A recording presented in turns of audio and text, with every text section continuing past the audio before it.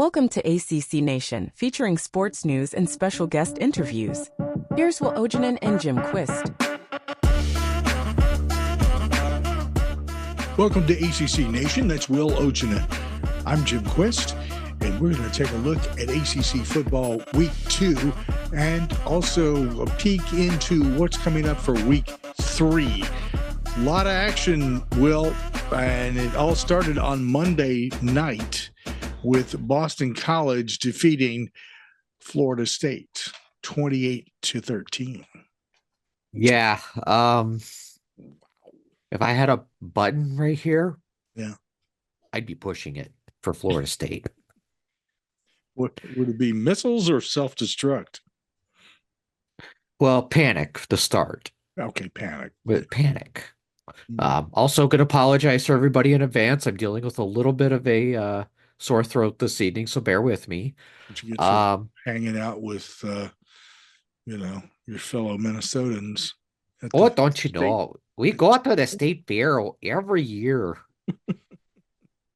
My wife does it much, much better than I do. Anything and everything that's deep fried, it's found at the Minnesota State Fair.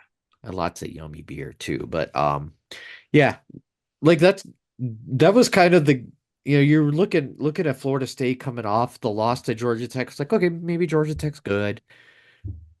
Maybe they're going to rebound, and no, they just looked even more lifeless just because DJU still couldn't hit receivers. Struggled to really get much going. They couldn't stop Boston College on the ground.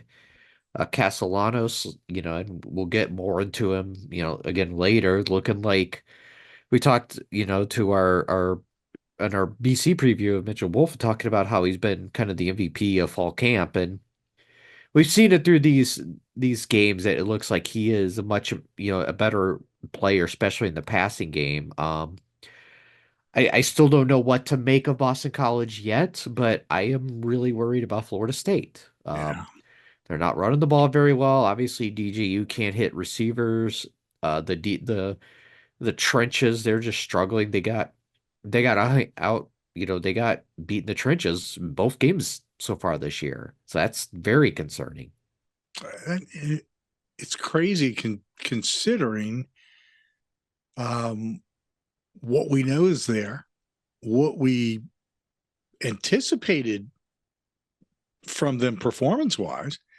And, I don't want to, I still don't want to come down hard on DJ. I mean, he's not stellar. Okay. But here's the thing. He never was. There was an anticipation when he came into Clemson that he was going to be, because he was a highly recruited quarterback prospect. It didn't pan out. He went out west. He didn't do too bad, but he's basically what I consider a journeyman within like the NFL. It's one of these people who can go around the different teams and is great as a backup and is serviceable. But as a starter, it's very clear to me now that I just don't think he's the guy. And it's kind of sad, because strikes me as I think there's something, players have athletic ability. Players also have to deal with the mental side of things. I sometimes wonder if there's something going on up in his noggin that's preventing him from breaking through and performing the way that he's shown in the past that he's capable of doing. It's weird. It's concerning. It's weird. And I would hope for him, I would hope for Florida State that they could figure this thing out. Yeah. And from what I've read, he's actually been really good in practice. It's just, for whatever the reason, it's not translating into the games. Yeah, it's bizarre. Well, maybe they'll figure that out. Anyway, So Florida State is not the team that we thought, and there's a lot of reasons for that. And it's not just DJ. Okay, so anybody who wants to say it's all on the quarterback, no, it's not. It's there's things going on across the board with this team that is out of the ordinary. And I don't know if the coach can figure that out and get it back on track or not. We're going to find out this week, and we'll look at that game that's coming up.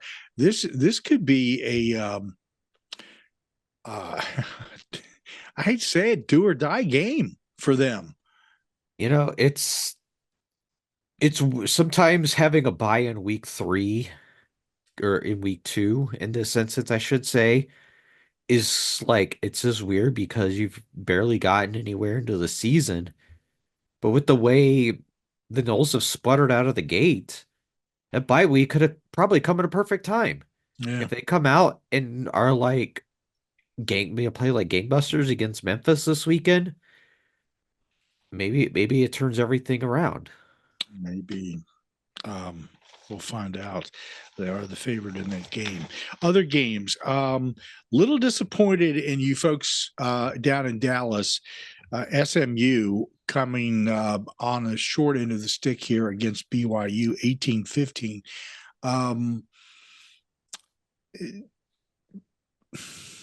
Here's another. Let's be realistic for a moment. And I love the enthusiasm and the trash talk the SMU fans have got going on. They're some sort of wild, and I love that. It fires some people up in the ACC and in other conferences, to be frank about it, because they'll just go after anybody, anywhere, anytime. I mean, and I just sit back and I kind of read that stuff, and I'm going, yeah, I love it. That's being a fanatic. 18-15 final score there. Reality check is that this is your first year in the ACC. You are going to run up against some teams that you're just not ready for. And this was a lesson. Okay. So take that, you build from it. And then, as we've said, SMU by next year, or, if things don't completely get there, maybe in year 3, but I think next year is the year that you really have to keep an eye on SMU. Don't take your eye off of them yet, because this is a team, again, hungry, capable, talented, and can kick your butt. Yeah, I think it's safe to say, yeah, their stock's dropped a little bit since the beginning of the season with the way it's played out. That close win at Nevada, and then this loss here at home to BYU. And part of it's just because the quarterbacks have not been as advertised. We came into the season where Preston Stone, is one of the better quarterbacks in the country. He was 2 of 4 passing, got sacked 3 times. Kevin Johnson, the backup, ended up playing the bulk of the game, but he completed less than 50% of his passes, 15 of 32, 140 yards and a pick. I mean, it's not like, the defense wasn't bad in this game. I'm going to admit I didn't see a lot of this game, so I don't know if it was BYU was equally bad offensively or if SMU was good defensively. But you should not, if you're, a Rhett Lashley coach team, you should not be struggling the way you are. Not like definitely concerning going forward, how things are going to shape up. I mean, and the funny thing is we're getting late, close. In a few weeks they're going to have their first. They're going to have that game with Florida State, at their place, and we thought it was definitely going to be a toss up. Then it's still going to be a toss up, but not in the way we thought. No, not in the least. I was going to make a little bit of a joke here, that Mike Elko got his first win with Duke over Northwestern, but Mike Elko in Texas A&M. Yeah.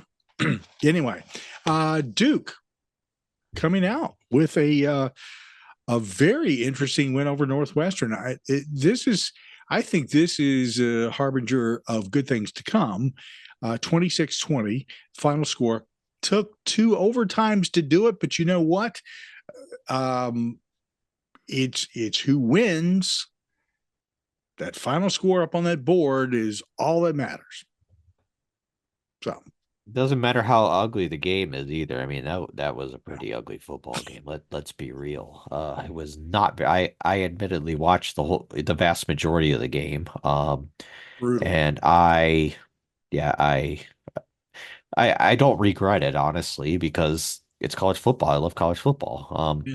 The good out of this game though, Malik Murphy threw 3 touchdown passes. Jordan Moore, 11 catches, 121 yards for the Blue Devils. He's been someone that when you talk about offensive players that have been looking to take a big step, he's one of them, and he definitely showed up in this game. Defense did have 11 tackles for loss. So that shows, the defense had a good effort, but at the same time, Northwestern's changing quarterbacks. They are benching the quarterback that played in that game for their backup, who is more of a vertical passer. I think, yeah, but again, good win for Duke on the road. I mean, you always say it's always hard to win on the road, and especially against a non-conference opponent. Yeah, every time Duke plays Northwestern, it's always very evenly matched. It's usually a really good game. This didn't surprise me any. I think that when we talked about this in the last episode, uh, we both kind of felt that Northwestern was going to take this game. But that's what makes, like you said, college football so much fun to watch and why it's so enjoyable. It's this sort of final score here that's Yeah. everything. But when you look at the list of games for this week and you say which game, yeah, we could predict the winners, but what games are you least confident in picking? And for me, this was in the bottom two. Yeah. Yeah, this was a tough one. Um, then we get into the meat of things, and Pitt. So help me. Again, this is one of these games where you have to stick with your team till the end. When I see people getting up and leaving um, um, the stadium before a game is over, I'm just like, what? No, you're not a fan. I mean, if all you want to do is get in your car and go home and just, complain about how somebody won or lost or whatever, um, you're not really a fan. I sit there until long past the game is over and just watch people file out and just absorb the atmosphere. That's me, but I like creeping around stadiums. So 28-27, Pittsburgh over Cincinnati. A Wow, creeper Jim over there. that's right. The creeper. Okay, so this game was definitely a tale of two halves. I mean, first half, Cincy dominated. They had 285 yards to Pitt's 168. I mean, Eli Holstein, I think at one point was like 9 of 23 passing, and we're like, oh, it's time to bench him for Nate Yarnell. It's just run through the motions, get out of here, get everybody healthy, and then you realize, oh, there's still 30 minutes of football left to play, folks. Mm. So what happened in that second half? Pitt outgained them 330 to 164. Holstein, like I said, 9 of 23 at one point, ended up completing 11 of his final 12 passes, including 8 in a row, finishing the game 20 of 35 for 302 yards and 3 touchdowns. You know what really helps? Having Des Reed, who has come on as a really good all-purpose back. Had over 250 total yards in this game, 148 yards on the ground, 106 yard receiving. He's a little firecracker out of the backfield at like 5'8" and maybe 40 pounds less than what I weigh. Um, and then Kanata Munfield, 5 catches, 123 yards. He was like the ACC receiver of the week or something like that. Um, was a great comeback by Pitt. Let's be real. Yeah. I think you and I we were talking like, this doesn't look very good. How long are they going to keep this? And oh yeah, we forgot. You still got to play another football. And Yeah. again, if you're a Pitt fan, at least before today, you were very excited about how things were progressing. I would feel pretty good about the Panthers overall. It seems to me like they have found uh their mojo, and Holstein being the guy, it helps immensely. Um, that game was to me, it was a little brutal to watch, because if you tuned in at the very beginning and you saw Cincinnati just putting score after score after score, it was like, did Pitt show up to this game? And then we found out the answer. So we'll see where that takes them. I mean, it's got an interesting run coming up here. So that was a good challenge. That was a great challenge game, and the fact that they came back and won that game says a lot about what Pitt's capable of. Hey, they have a chance to go to the 2-0 in the Big 12 next week. There you go, baby. All right. Syracuse over Georgia Tech. I'm not sure that I was surprised by this. I had just had this sneaking suspicion that Syracuse was going to be so much better than what we've seen over the last few years. It was going to be a different look, different enthusiasm. Fran Brown is an insane coach.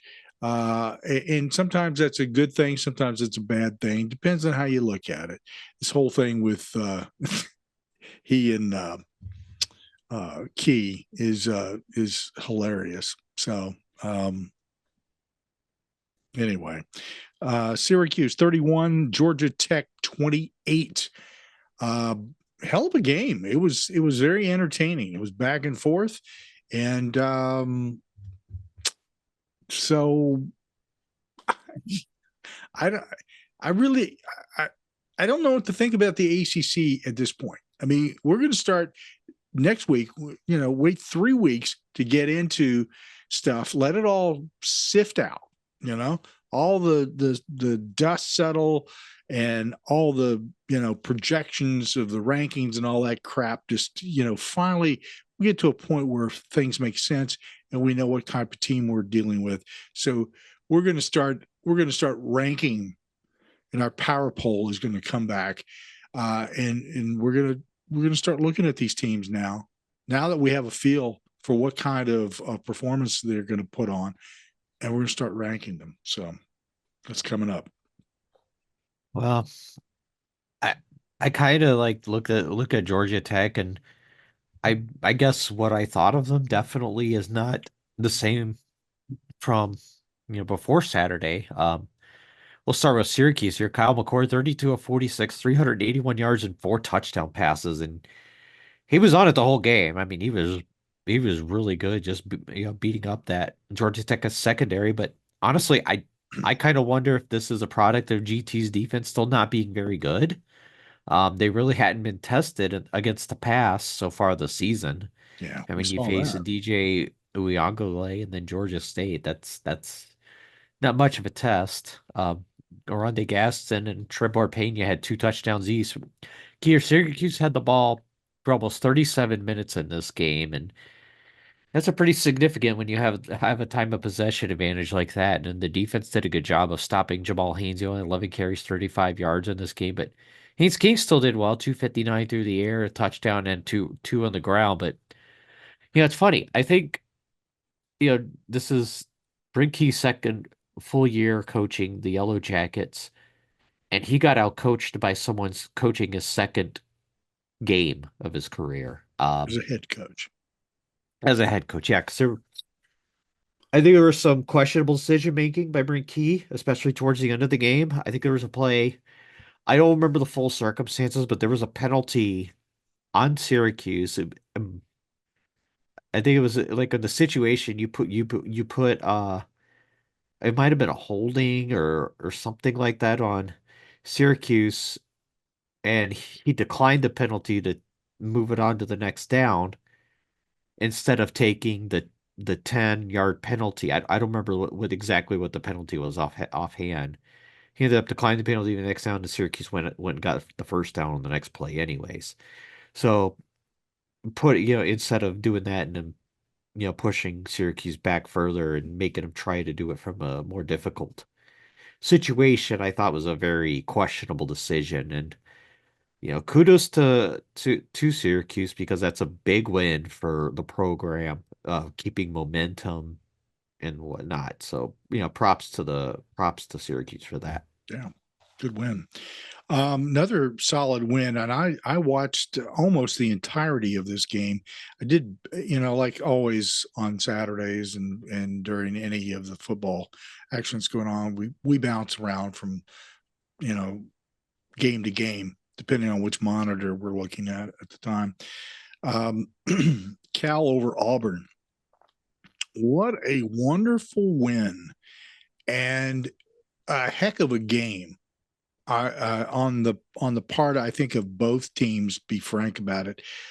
Hugh Freeze is there's some shortcomings going on there in Auburn, but I tell you what, Cal coming away with a 21-14 win. Huge, huge win for the Bears, and it was at Auburn, so I just thought, wow, this speaks volumes.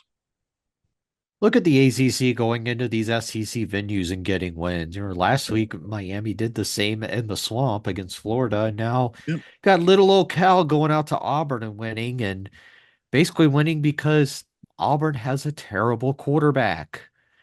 Peyton Thorne picked off 4 times, folks. If you want to know why Cal won that game, it's basically because of that. And it wasn't even the close. Jim said final score 21-14. It wasn't even that close. I mean, the only reason Auburn got to 14 is they scored on the final play of the game. Really didn't make much of a difference. Honestly, I thought Cal probably should have had at least 2 more scores on there. Yeah. And the offense is, I'm still impressed with the fact that they're doing this without much contribution from Jaden Ott. I mean, he only had 11 yards rushing in this game, I believe, on 10 carries. So Yeah. I don't know if he's hurt or if he's just struggling or what, but this is kind of interesting to say the least that he's just not getting much I think going. the play calling, will, quite frankly, with Jaden was just sort of like they were just running him into a brick wall, and then he would come right back out. So I'm not sure what was going on there either, but you're right. We did not get to see Jaden Ott at his best. So who knows, whether he, that was designed or what, I don't know. Strange.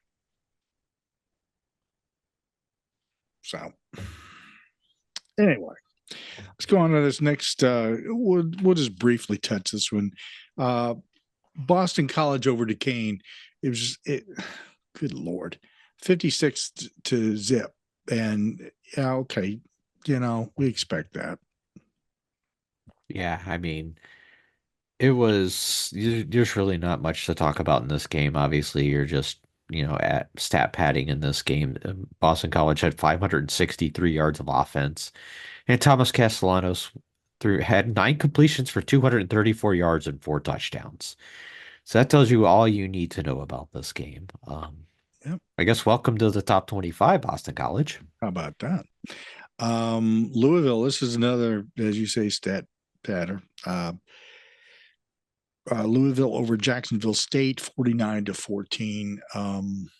Really not a whole lot to talk about here. Yeah, we know Louisville's loading, putting up yards and points, but they're not playing anybody, so I really don't know what to make of this team yet. Yeah.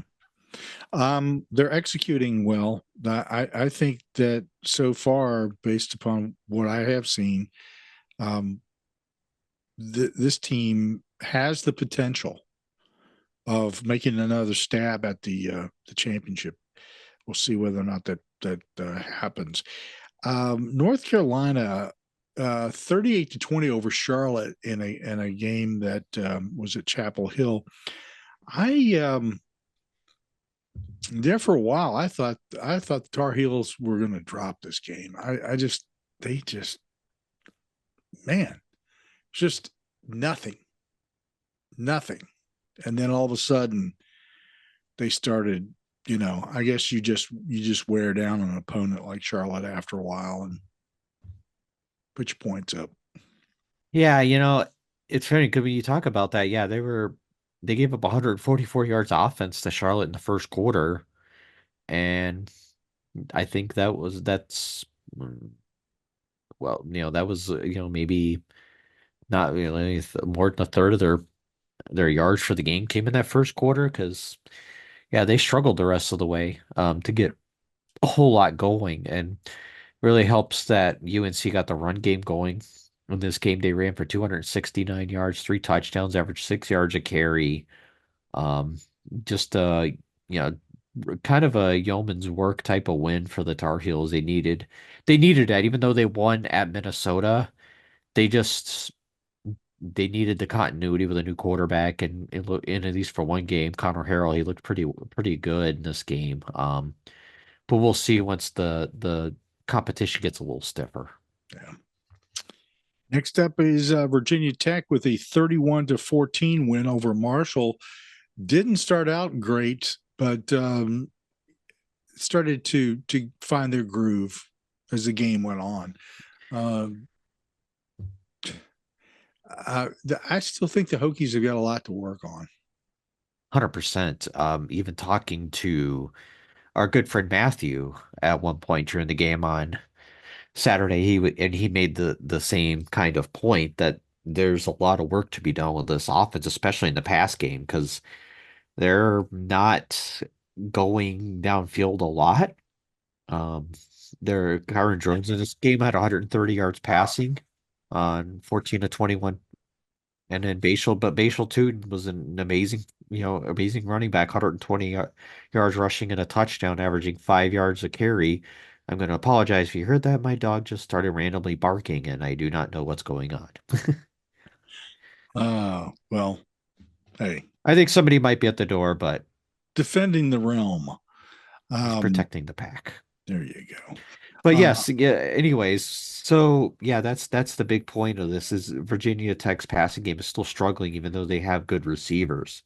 Yeah, I don't know I don't know if they're saving it for later, or is the staff just trying to like be conservative for some reason? I'm not sure, but they need to open up the playbook a little bit more, if you ask me. time to unleash the beast. When you get to this point in the season, by the time you hit your third game of the season, you need to be running stuff, and you need to unleash your offense and your defense completely. If you're not doing that, then there's obviously issues that need to be addressed. Next game up, there's really nothing to talk about here. Miami over Florida A&M. That final score 56-9. Miami moves up as a leader from ACC teams in the top 25. They're at number 10 in the AP top 25.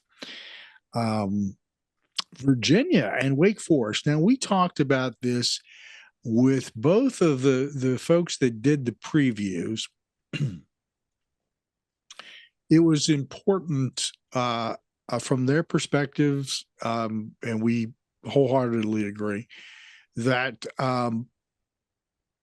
that whoever won this game, this was going to set the pace for the rest of the season. This could either, again, the do or die thing. And gosh, I don't know that it actually turned out that way per se, or will have that impact for the rest of the season. But wow, 31-30, Virginia by the hair of their chins.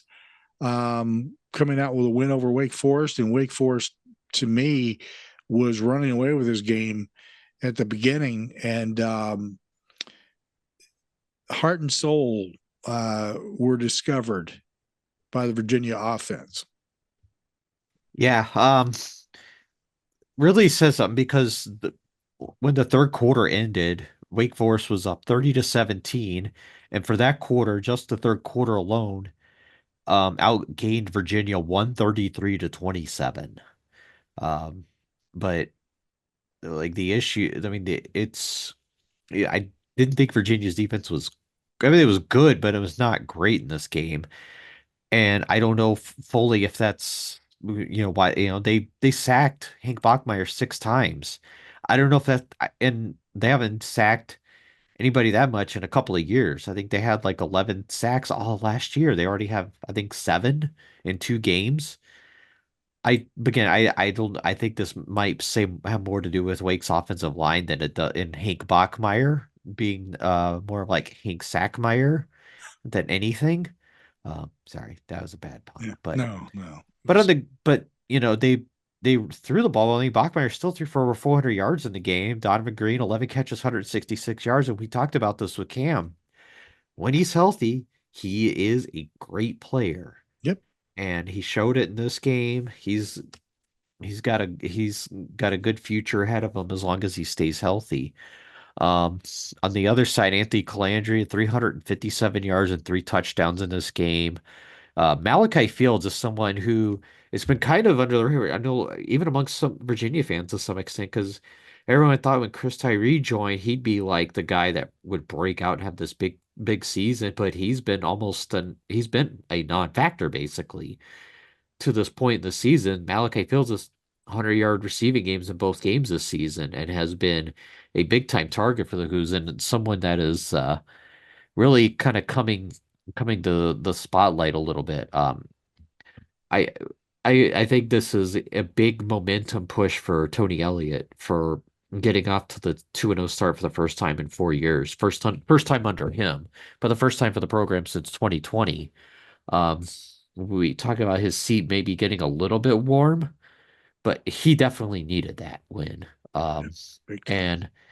and I even mentioned this on Twitter Saturday night after the games. These are the kind of games last year they would have lost because they were in so many one-score games, but they just couldn't finish it. And I still think Tony Elliott made some questionable decisions in this game, but it still worked out. And the luck kind of went to their side a little bit later in the game after some things didn't go their way in the first half, where Charles Harris dropped a wide open touchdown, and then Wake picked the ball off that like got deflected off a lineman, and just kind of was like the lineman was in the right place at the right time to pick it off.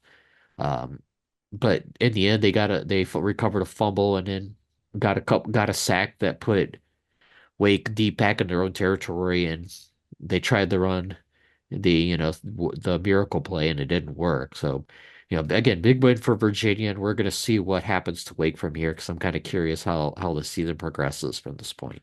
Yeah, if they can pick it up and keep rolling, the same for Virginia. If they can use this as a momentum building game, then their season is going to look a lot better than it has in a long time. Stanford over Cal Poly, 41-7. Stanford having a great game, finding something there that has been missing for quite a while. And people tend to look down on Stanford because of their probably more recent schedule. But if you go back far enough, you see that this program has a storied history and has the potential of building back toward that on the football front. And if you're in a conference where they're pushing that, because they realize that's what's driving the the numbers and the money from TV. Then the pressure is there to get it together. And man, they delivered a nice win here. Yeah, really blew things open in the second half. They were only up 14-7 at halftime. but they outscored Cal Poly 27-0 in the second half. And what when you get in a situation like that, it's nice to be able to play some of your backups, especially if they're freshmen, because they really did that. I mean, Ashton Daniels and the freshman Elijah Brown combined to go 26 of 30 for 318 yards and three touchdowns in this game. Right. Their leading rusher was a freshman, Chris Davis. Um, he averaged almost 9 yards a carry. Mhm. Uh, and like you said, these are the kind of wins Stanford needs to build momentum for the program. They've been competitive so far through 2 weeks. At the competition will get a little bit more stiffer as we get into conference play, but again, this is all about building momentum. We think Stanford's got has still got a ways to go to get back to Yeah. being a top tier team, or at least a bowl team. Yeah, that's a little ways off yet, but good start. Tennessee over NC State at a neutral quote unquote site in Charlotte. Tennessee 51, NC State 10. Honestly, I did not anticipate this big of a blowout. I thought that this game was going to be a lot closer. I felt that way when I first started watching the game, and then I started comparing notes and realizing just how deep Tennessee is and the quality of players that they have as opposed to what is available on the bench at NC State. And I'm going, this is going south. And it did. It did, especially in the second half, and we'll get into that in a second. The first half it was 20-3. NC State was outgained 227 to 116.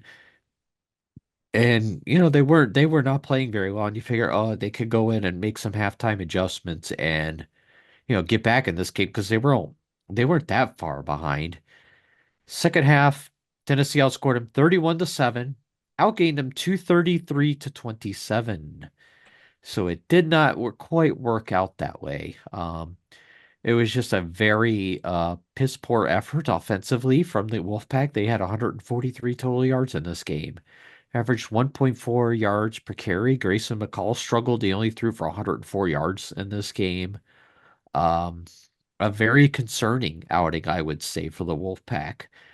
Having a game kind of, not far from you, and having, Tennessee come in, who I think is a good team, but they're not. I didn't think they were 41 points better than NC State coming into this game. No. So that's why I'm concerned about the Wolfpack. I mean, I don't. They didn't look great, and we're still wondering if that we still know if that's a product of not really trying to show too much, or or if there's something there. But we'll see. We're going to see from the Wolfpack going forward, because I concern is creeping in with this team. Yeah, creeping. There's that word again. This last game here, Clemson over Appalachian State, 66-20, basically statement game. And I'm though I hate to see people get pounded like this, I think it's always a good idea if you are being doubted to come out and just blast somebody out of the water, because it brings that attention back to where it belongs, a little more realistic. And I think now we have a little more realistic look at who Clemson is and what they're capable of doing. I'm just sitting here trying to think of how these first 2 weeks have gone for the Tigers. And I was thinking of week one as like, in kind of putting this in wrestling terms, you get you're in a match, and you're basically like in a squash match where you just couldn't get any offense in, and could and just got beat up pretty handily.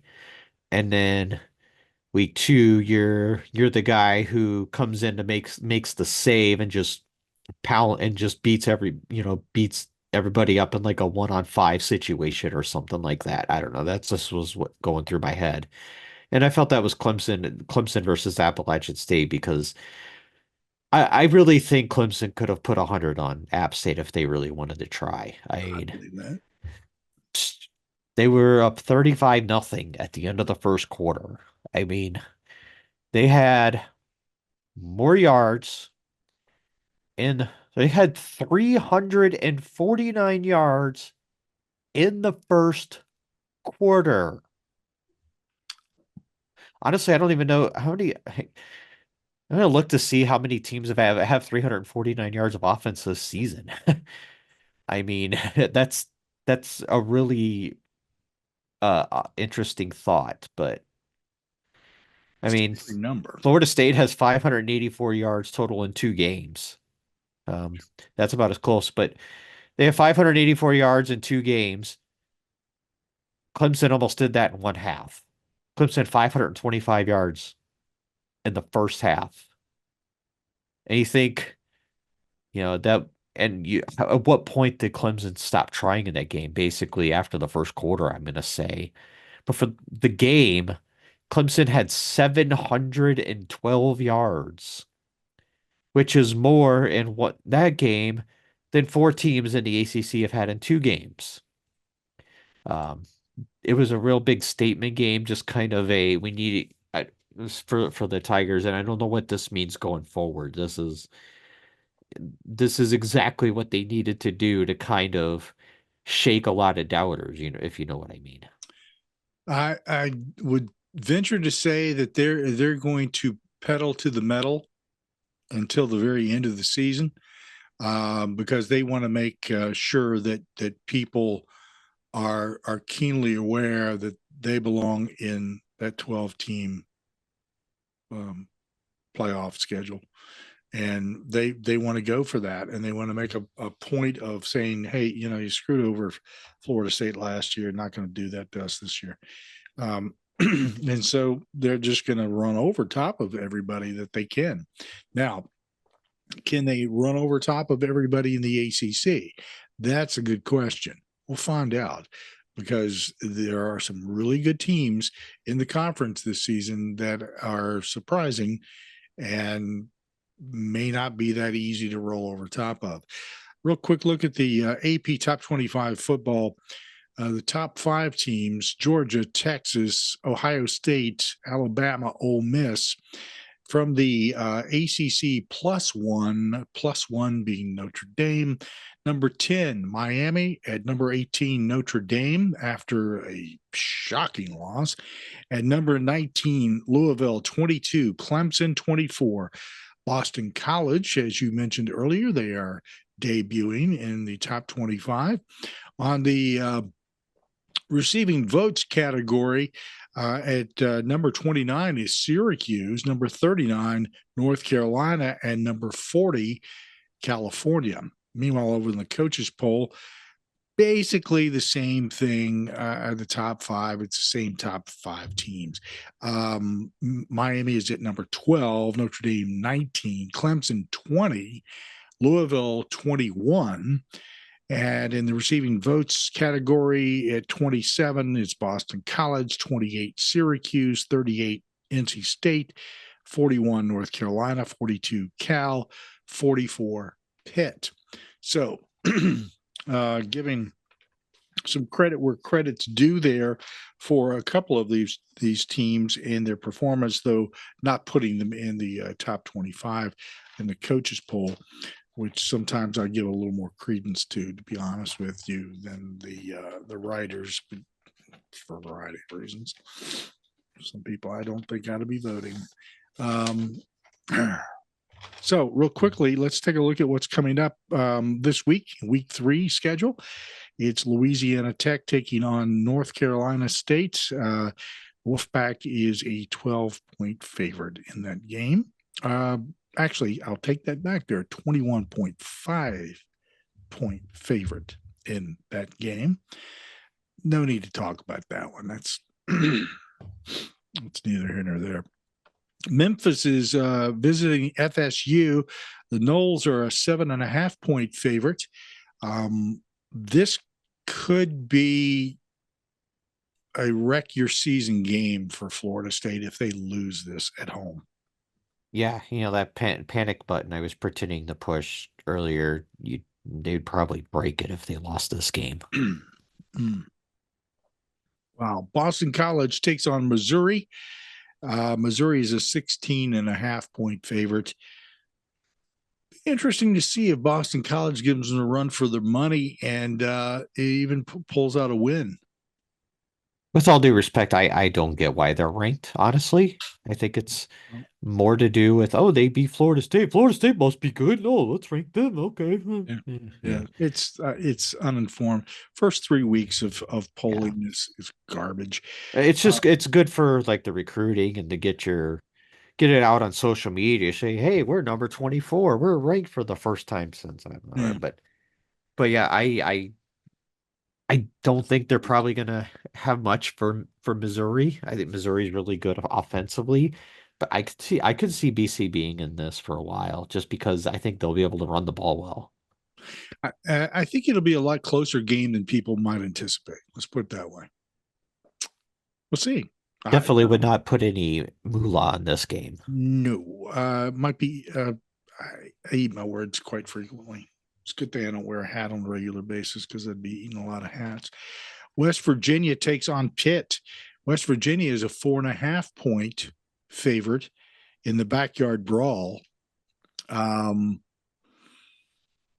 do you think, Will? Backyard brawl. We know brawl. When this opened up the season 2 years ago, this was one of the best games of the season. Maybe we're in for a repeat.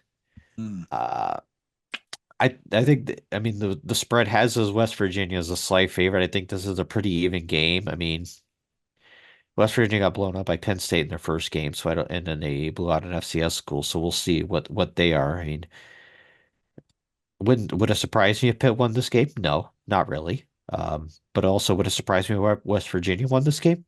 Also, no, not really. Well, we'll see what happens. The next game up is Miami and Ball State. Miami, a 37.5-point favorite there. We'll just keep going.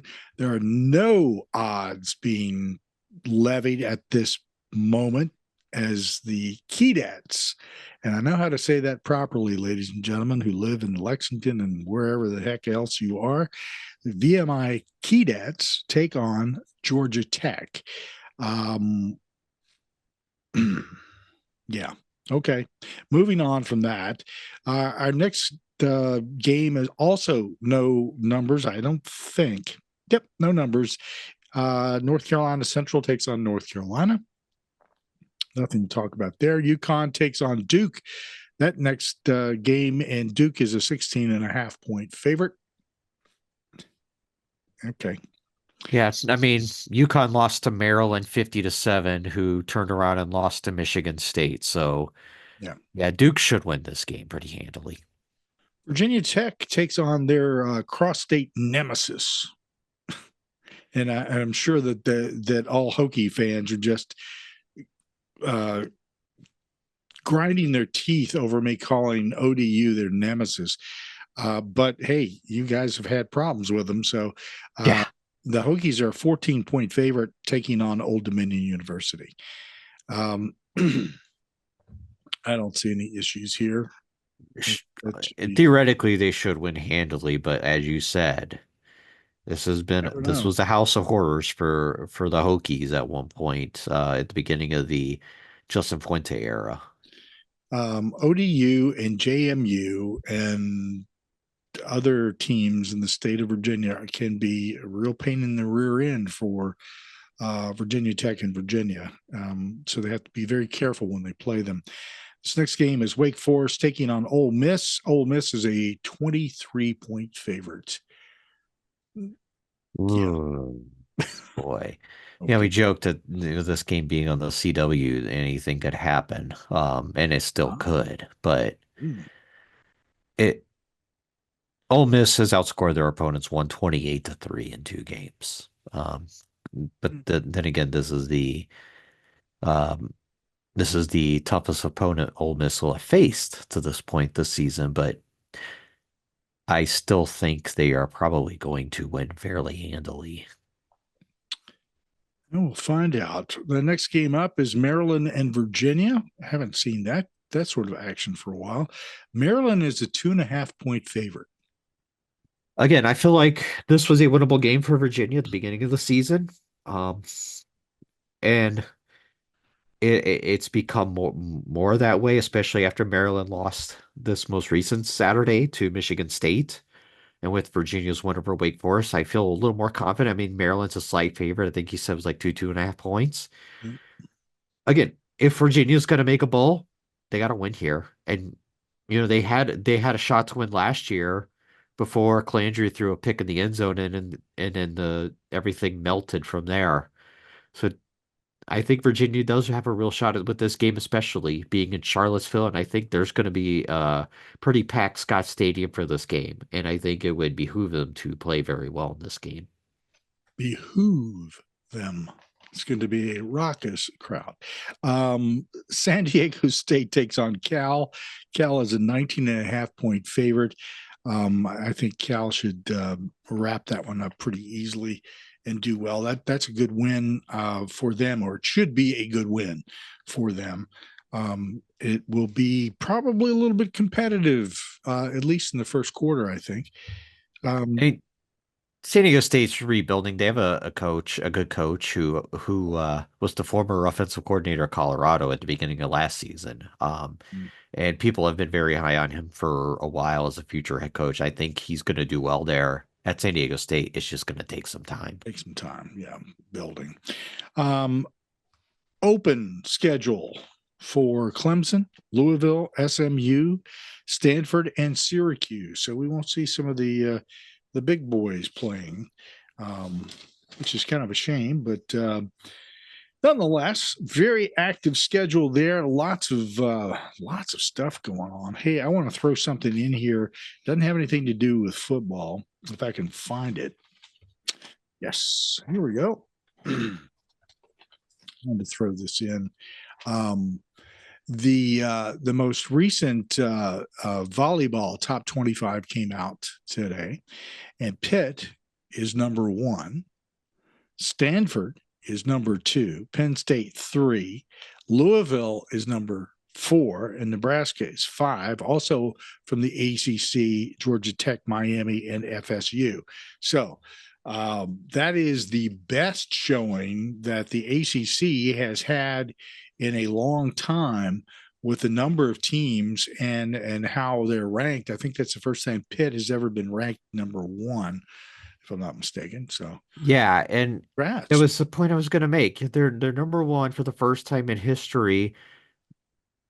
Yet they fired their athletic director, who has done a pretty good job there. Mm-hmm. She hired Jeff Capel, who it's taken time, but he's definitely rebuilt the program from the smoldering ashes Kevin Stallings left the program in. So I mean, she didn't hire Pat Narduzzi, but the football program before last year had been pretty successful. And I say the non-revenue sports have been better under her. So this makes absolutely no sense to me at all. And I get it, her contract was up later this year, but yeah, it's like a couple months. Yeah. So somebody's torqued someplace. Somebody got aggravated about something, and it just seems a little petty, a little squabblish type of nonsense. Who knows? You know what this makes me think of? Do you remember how about 10, 15 years ago when Boston College fired Al Skinner and I think it was Jeff Jagosinski basically because they went and interviewed for other jobs? Yep. Feels like the same thing because Heather Lyke was a finalist for was it Northwestern AD job? Northwestern, right. She didn't get it, but now she's gone. Like I said, I don't get it. One of the things that's bad about that, Will, is that you subtly send a signal to people who potentially could be candidates for that position that you may be petty. And maybe that's not where you want to work. You know what I'm saying? I mean, I don't know that that's the case. Who knows? There could be myriad reasons from But she put a lot of time and effort into the building up the Olympic sports, thus Pitt being number one in volleyball. And there's a lot of other things that she's done, but I also read that she kind of torqued some people off because she wasn't spending enough time working on some of the major sports as much as they thought she should have been. Who knows? We'll never hear the complete story because that's just the nature of business in general. So anyway, while she was there, it's okay. So on to something new and different and better. So such is life. Anyway, that's a look at this week's football and a little bit of commentary on other things. Until next time, make sure that you are subscribing to our podcast, that you are listening to us on streaming radio. We also have the guys from All Sports Discussion on streaming radio, so you may want to catch their shows there. And we're also on YouTube. So make sure that you check it all out. You can follow us on a multitude of social media. Just look for ACC Nation. It'll pop up. So until next time, cheers. R.I.P. James Earl Jones. Thanks for listening to ACC Nation. Be sure to listen, like and subscribe to our podcast, radio, and YouTube channels by visiting accnation.net. Follow us on Instagram, X, Facebook, Mastodon, Threads, Blue Sky and Reddit at ACC Nation.